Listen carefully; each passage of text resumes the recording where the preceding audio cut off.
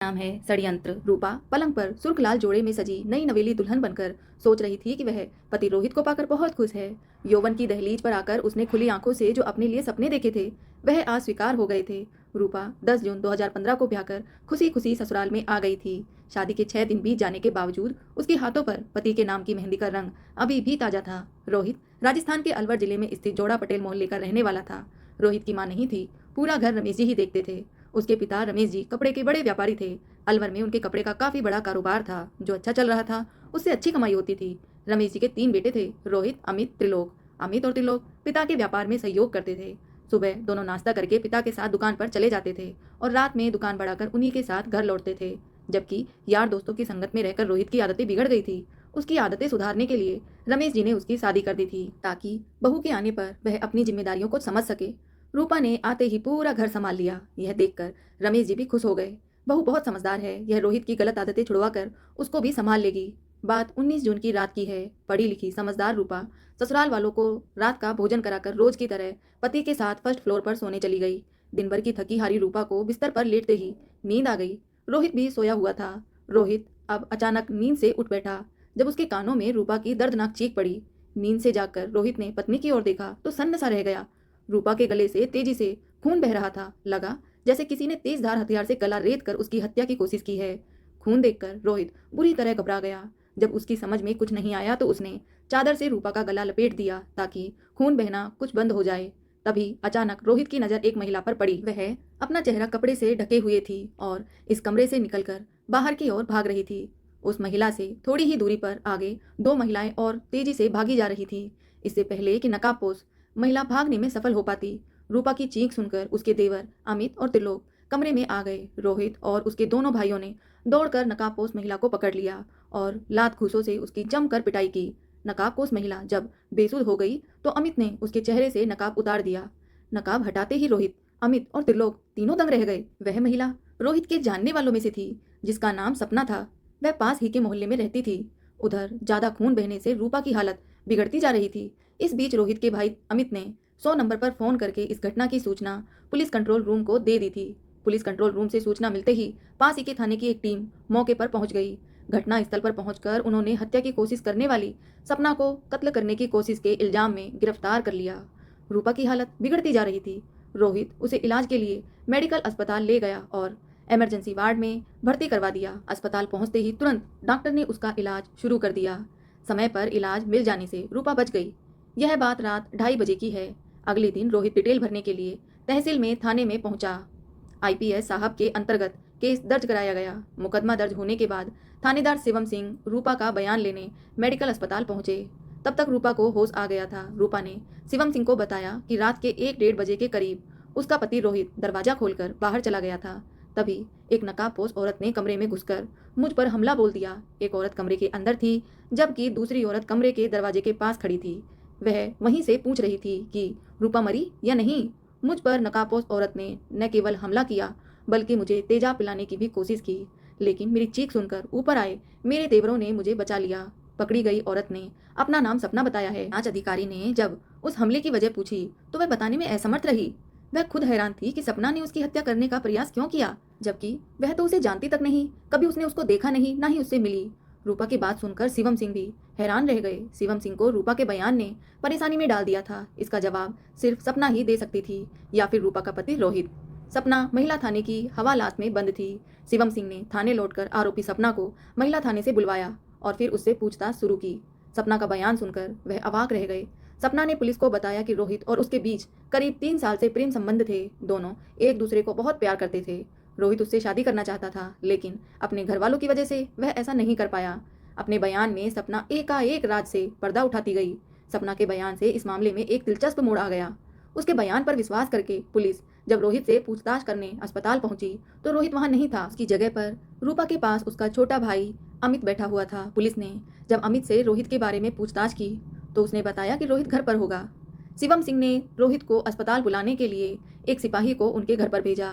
सिपाही ने रोहित के घर पहुंचकर वहां मालूम किया तो वह वहां भी नहीं था। पूछने पर उसके घर वालों ने बताया कि वह रात से ही अस्पताल से घर नहीं लौटा है। सिपाही ने लौटकर यह बात एसपी शिवम सिंह को बताई। एसपी साहब सोच में पड़ गए कि जब रोहित अस्पताल में नहीं है और घर पर भी नहीं है तो वह कहाँ गया? इसका मतलब जरूर कुछ गड़बड़ है। वह फरार हो चुका था। उन्हें संदेह हुआ कि पत्नी की हत्या के प्रयास के पीछे कहीं उसका ही तो हाथ नहीं है। कहीं सपना ने जो बोला है वह सच तो नहीं है। उसके फरार होने से यह बात तो साफ हो गई थी कि सपना ने जो बयान दिया है वह सच था। अब एसपी साहब सोचने लगे कि क्या करें। अब इस गुत्थी को सुलझाने के लिए रोहित की गिरफ्तारी जरूरी थी। हकीकत जानने के लिए पुलिस ने रोहित के मोबाइल फोन की कॉल डिटेल्स निकलवाई। कॉल डिटेल से पता चला कि रोहित और सपना के बीच बातें होती रहती थी। घटना वाले दिन भी रोहित और सपना के बीच काफी देर तक बात हुई थी। इस कॉल डिटेल से पुलिस इस नतीजे पर पहुंची कि रोहित ने अपनी प्रेमिका सपना के साथ मिलकर अपनी नई नवेली पत्नी की हत्या का षड्यंत्र रचा था, लेकिन वह अपने मकसद में कामयाब नहीं हो पाया था। अब रूपा भी ठीक होकर अस्पताल से घर आ गई थी।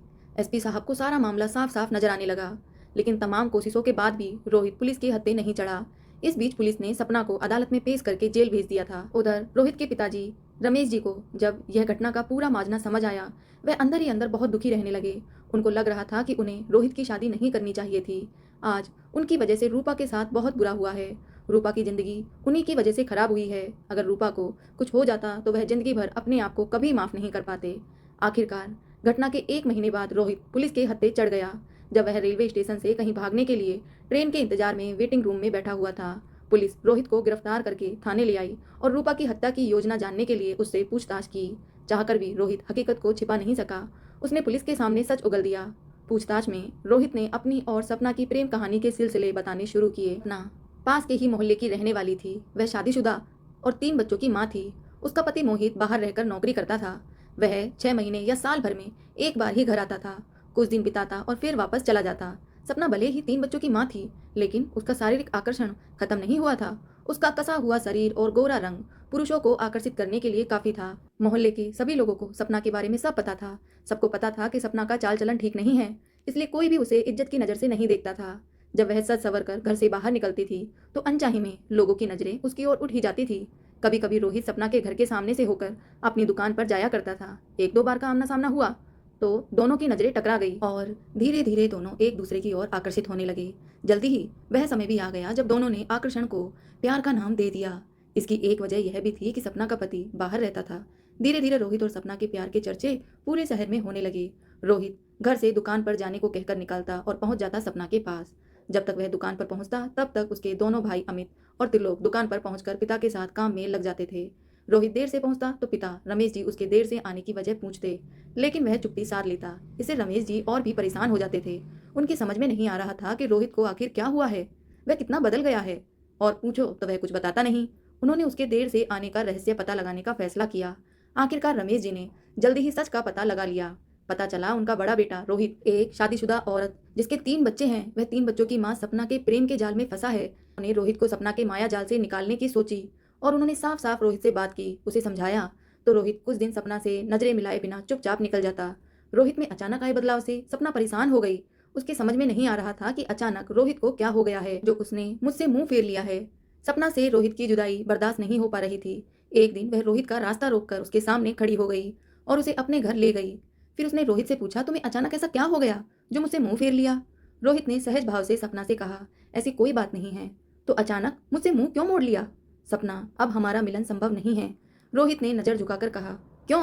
आखिर ऐसा क्या हो गया? क्यों संभव नहीं है हमारा मिलन? मैं तुमसे कितना प्यार करती हूँ, तुम जानते हो, फिर भी हमारा मिलन क्यों संभव नहीं है? क्योंकि मेरे घर वालों ने मेरी शादी करने का फैसला कर लिया है। रोहित का जवाब सुनकर सपना के होश उड़ गए। माथे पर हाथ रखकर वह बिस्तर पर जा बैठी और कुछ देर दोनों के बीच में खामोशी छाई रही। उस खामोशी को सपना नहीं तोड़ा। आखिर क्या समझ रखा है तुमने मुझे? मैं कोई खिलौना हूँ कि जब चाहे अपना लिया और जब चाहे छोड़ दिया? मेरी जिंदगी बर्बाद करके तुम किसी और के साथ शादी रचाओगे? तुमने यह कैसे सोच लिया कि मैं ऐसा होने दूंगी?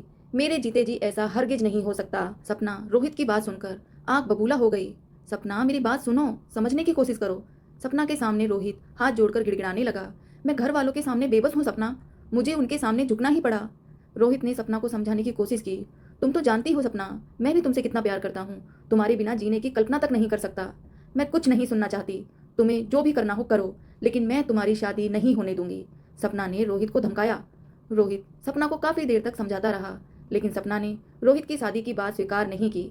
उसने खुलकर रोहित को धमकी दी कि अगर उसने किसी और से शादी की तो इसका अंजाम उसे भुगतना पड़ेगा।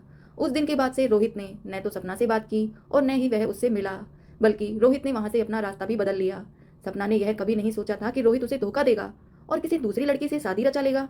उसकी बेवफाई से सपना घायल नागिन सी बन गई। उसके सीने में बदले की आग जलने लगी। सपना रोहित से बदला लेने के लिए भले ही घायल नागिन बन गई थी, लेकिन उसकी जुदाई में उससे कहीं ज्यादा तड़प रही थी। रोहित भी सपना से मिलने के लिए विरह की आग में जल रहा था। अंततः उससे रहा ही नहीं गया और वह 1 महीने बाद सपना के पास लौट आया। सारे गिले सिकवे भुलाकर सपना ने उसे प्यार के आंचल में छिपा लिया ताकि उनके प्यार को जमाने की नजर न लगे। रोहित ने सपना से कहा कि पिताजी की खुशी के लिए वह रूपा से शादी तो जरूर करेगा, लेकिन उसे कभी भी अपनी पत्नी का दर्जा नहीं देगा और मौका मिलते ही उसे सदा सदा के लिए अपने रास्ते से हटा देगा। रोहित की बात पर सपना ने सहमति जता दी। रोहित की शादी के बाद रूपा को रास्ते से हटाने के लिए सपना शादी से पहले ही योजना बनाने में जुट गई। बहरहाल वह दिन भी आ गया जिसका रोहित को और सपना को इंतजार था। 10 जून 2015 को रोहित की शादी रूपा के साथ हो गई। रूपा मायके से विदा होकर ससुराल आ गई। दूसरी ओर सपना रोहित का आना जाना बंद हो जाने से ईर्ष्या की आग में जल रही थी। उसे अंदर ही अंदर बहुत जलन हो रही थी। रोहित भले ही सपना के पास नहीं जा रहा था, लेकिन दोनों फोन पर अक्सर बातें कर लेते थे। सपना उसे बार बार उसका वादा याद दिलाती रहती। रोहित उसे कह देता था कि जल्दी ही वह अपना वादा पूरा करेगा। शादी के 4-5 दिन बाद रोहित के घर से सब मेहमान चले गए। घर पूरी तरह खाली हो गया। 1-2 दिन बाद सपना ने अपनी पहले से तैयार योजना पर रोहित से बात की। रोहित ने सपना से कहा कि आज रात रूपा को हमेशा के लिए रास्ते से हटा दिया जाएगा। मेरे फ़ोन का इंतजार करना। जैसे ही मैं फ़ोन करूं, धारदार हथियार लेकर मेरे घर आ जाना। मेरे घर का दरवाज़ा तुम्हें खुला मिलेगा। रात 10 बजे के करीब रूपा पति, ससुर और देवरों को खाना खिलाकर पति के साथ पहली मंजिल पर सोने चली गई। उसे क्या पता था कि आज की रात उस पर भारी पड़ने वाली है। खैर, पति पत्नी बातें करते करते कब सो गए पता ही नहीं चला। रात 1 बजे के करीब रोहित की आंखें खुल गई। उसने देखा रूपा गहरी नींद में सो रही थी। रोहित मोबाइल लेकर आहिस्ता से बिस्तर से नीचे उतरा और दरवाजा खोलकर बाहर चला गया। तभी रूपा की आंखें खुल गई। उसने पति से इतनी रात गए बाहर जाने के बारे में पूछा तो रोहित ने कहा कि बाथरूम जाना है, अभी आता हूँ। रोहित घर से बाहर निकल गया और फोन करके सपना को बता दिया कि रास्ता साफ है, आ जाओ। थोड़ी देर बाद रोहित बाहर से लौट आया और फिर सोने का नाटक करने लगा। करीब 30 मिनट बाद सपना 2 महिलाओं के साथ रोहित के घर पहुंच गई। सपना इन महिलाओं को सुरक्षा के लिए अपने साथ लाई थी। उन्हें उसने बाहर ही रोक दिया था। सपना स्वयं चुपके से सीढ़ियों के सहारे रोहित के कमरे में दाखिल हो गई। उसे रोहित के घर का कोना कोना पता था, क्योंकि अक्सर रोहित जब घर पर कोई नहीं रहता तो सपना को अपने घर पर भी बुलाया करता था। रूपा रोहित के बगल में सोई हुई थी। सपना ने साथ लाई धारदार ब्लेड से रूपा के गले और चेहरे पर वार किए, साथ ही उसका गला दबाने का भी प्रयास किया। अचानक हुए हमले से रूपा के मुंह से दर्दनाक चीख निकल गई। पत्नी की चीख सुनकर सोने का बहाना कर रहा रोहित उठ बैठा। तब तक नीचे से रोहित के दोनों भाई अमित और त्रिलोक ऊपर कमरे में पहुंच गए। अमित और त्रिलोक को देखकर सपना डर गई, क्योंकि रोहित का पूरा गेम ही उल्टा पड़ गया था। जैसे ही सपना वहां से भागने लगी, अमित और त्रिलोक ने उसे दौड़कर पकड़ लिया और उसे मारने पीटने लगे। किसी को शक नहीं हो यह सोचकर रोहित भी भाइयों के साथ जाकर मिला और मौका देखकर सपना को लात थप्पड़ मारने लगा। सपना के गिरफ्तार हो जाने के बाद उससे महिला थाने में भी पूछताछ की गई। सपना ने रूपा की हत्या की योजना का खुलासा कर दिया कि कैसे उसने अपने प्रेमी रोहित के साथ मिलकर रूपा की हत्या की योजना बनाई थी।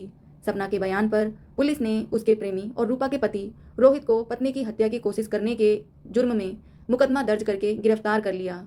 तो दोस्तों, आपको आज की कहानी कैसी लगी कमेंट में जरूर बताएं। कहानी पसंद आई हो तो इसे आगे भी शेयर करें। धन्यवाद दोस्तों।